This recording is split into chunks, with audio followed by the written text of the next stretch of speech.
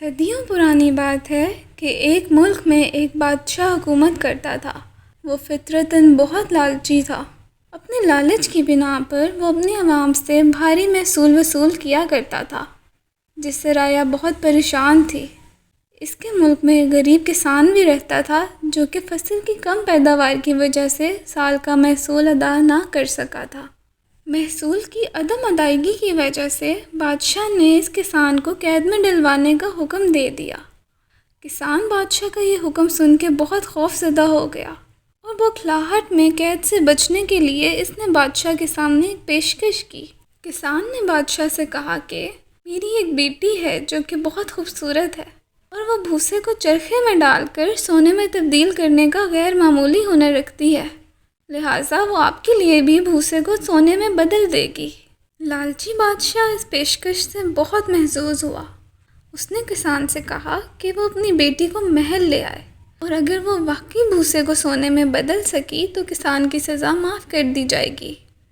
کسان اپنے کیے پر بہت شرمندہ تھا کہ اس نے اپنی جان بچانے کے لیے اپنی معصوم بیٹی کو مشکل میں ڈال دیا، لیکن اب وہ کچھ نہ کر سکتا تھا۔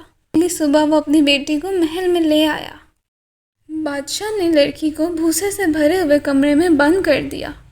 اس نے لڑکی سے کہا کہ اگر تم اگلی صبح تک اس بھوسے کو سونے میں نہ بدل سکی تو تمہیں اور تمہارے باپ کو ہمیشہ کے لیے قید میں ڈال دیا جائے گا۔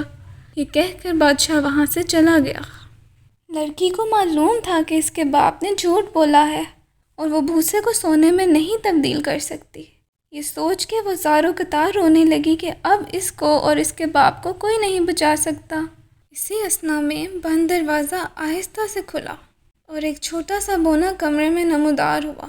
بونے نے لڑکی سے رونے کی وجہ طلب کی تو لڑکی نے اپنی دکھ بھری داستان بونے کو سنا دی۔ لڑکی کی کہانی سن کے بونے کی آنکھیں چمک اٹھیں اور اس نے کہا کہ میں تمہارے لیے بھوسے کو سونے میں بدل دوں گا، لیکن اس کے بدلے میں مجھے کیا ملے گا؟ لڑکی نے بونے سے کہا کہ اگر تم میرا یہ کام کر دو تو میں تمہیں یہ ہار دے دوں گی جو میں نے اپنے گلے میں پہنا ہوا ہے۔ بونے نے جھٹ سے وہ ہار اس کے گلے سے چھین لیا اور چرخہ چلانے لگ گیا۔ اگلی صبح جب بادشاہ کمرے میں داخل ہوا تو وہ حیران رہ گیا کہ کمرہ سونے سے جگمگا رہا تھا۔ وہ یہ دیکھ کر بہت خوش ہوا اور اس کی لالچ میں مزید اضافہ ہو گیا۔ بادشاہ لڑکی کو پھر سے ایک کمرے میں لے گیا جو پہلے کمرے کی نسبت بہت بڑا تھا اور اس میں پہلے سے بھی کئی زیادہ بھوسا موجود تھا۔ بادشاہ نے لڑکی سے دوبارہ وہی کرنے کا کہا۔ لڑکی بادشاہ کے جانے کے بعد پھر سے زاروں کی طرح رونے لگی۔ خوش قسمتی سے اس بار بھی بونا لڑکی کی مدد کے لیے نمودار ہو گیا، لیکن اس نے لڑکی سے کہا کہ اس کام کے بدلے مجھے کیا ملے گا؟ اب کی بار لڑکی نے بونے کو اپنی انگوٹھی دے دی جو اس کی ماں کی آخری نشانی تھی۔ اگلی صبح جب بادشاہ کمرے میں آیا تو پہلے سے بھی زیادہ سونا دیکھ کر اس کی خوشی کا ٹھکانہ نہ رہا۔ اس کی لالچ پھر بھی ختم نہ ہوئی۔ اس نے لڑکی کو محل کے ایک مینار میں بند کر دیا جو کہ پہلے سے بھی زیادہ بھوسے سے بھرا ہوا تھا۔ بادشاہ نے وہاں سے جاتے ہوئے لڑکی سے وعدہ کیا کہ اگر وہ آخری دفعہ اس تمام بھوسے کو سونے میں بدل دے گی تو وہ اس سے شادی کر کے اسے اپنی سلطنت کی ملکہ بنا دے گا۔ لڑکی نے دوبارہ رونا شروع کر دیا۔ اس نے سوچا کہ اب بچنے کا کوئی چارہ نہیں۔ بونا اس کی پکار سن کے دوبارہ نمودار ہو گیا۔ اس بار لڑکی کے پاس دینے کو کچھ بھی نہ تھا۔ اس نے بونے کے سامنے بادشاہ کی پیشکش رکھی۔ لڑکی نے بونے سے کہا کہ اگر تم نے یہ بھوسا سونے میں بدل دیا تو ملکہ بننے کے بعد میں تمہاری ہر خواہش پوری کر دوں گی۔ بونے نے لڑکی کی تجویز پر غور کرنے کے بعد اس سے کہا میں اس شرط پر تمہاری مدد کروں گا کہ بادشاہ سے شادی کے بعد جو تمہاری پہلی اولاد ہوگی وہ تم مجھے دے دو گی۔ لڑکی بونے کی شرط پر راضی ہو گئی۔ اگلی صبح بادشاہ نے سونے سے بھرے ہوئے مینار کو دیکھا تو اپنے وعدے کے مطابق لڑکی سے شادی کا اعلان کر دیا اور اس سے اپنی ریاست کی ملکہ بنا دیا۔ کئی سال گزر گئے اور آخر کو ملکہ کے ہاں ایک بچے کی پیدائش ہوئی، لیکن اس عرصے میں وہ بونے اور اپنے درمیان کیے گئے معاہدے کو بالکل بھول گئی۔ ایک روز جب ملکہ اپنے بچے کے ساتھ کھیل رہی تھی تو اچانک سے وہی بونا نمودار ہوا اور اس نے ملکہ سے اپنے وعدے کے مطابق بچہ اس کے حوالے کرنے کا مطالبہ کیا۔ ملکہ بونے کی بات سن کر رونے لگی اور اس نے بونے سے فریاد کی کہ وہ خزانے سے جو چاہے لے لے لیکن بچے کو نہ لے جائے۔ بونے کو ملکہ کے آنسو دیکھ کر کچھ رحم آیا اور اس نے ملکہ سے کہا، میں تمہیں صرف 3 دن دوں گا، اگر ان دنوں میں تم نے میرا نام مجھے بتا دیا تو میں معاہدے کو بھول جاؤں گا اور بچے کو تمہارے پاس ہی رہنے دوں گا۔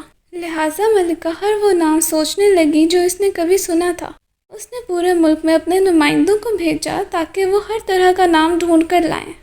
اگلے دن ملکہ نے بونے کے سامنے سب نام رکھ دیے۔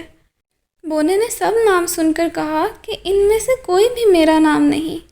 اگلے روز ملکہ نے ہر قسم کا عجیب و غریب نام سوچا اور بونے کو بتایا۔ بونے نے پھر سے وہی کہا کہ اس میں سے کوئی بھی میرا نام نہیں ہے۔ تیسرے دن ایک نمائندہ ملکہ کے پاس حاضر ہوا اور اس نے بتایا کہ نئے ناموں کی تلاش میں وہ ایک جنگل سے گزرا جہاں اسے ایک چھوٹی سی جھونپڑی نظر آئی۔ اس جھونپڑی کے آگے ایک بونا خوشی سے آگ کے ارد گرد ناچ رہا تھا اور مسلسل یہ بول رہا تھا کہ ملکہ بس سوچتی رہ جائے گی، کبھی بھی نہیں جان سکے گی کہ میرا نام رمپلسٹلسکن ہے۔ اس رات بونا ملکہ کے سامنے نمودار ہوا۔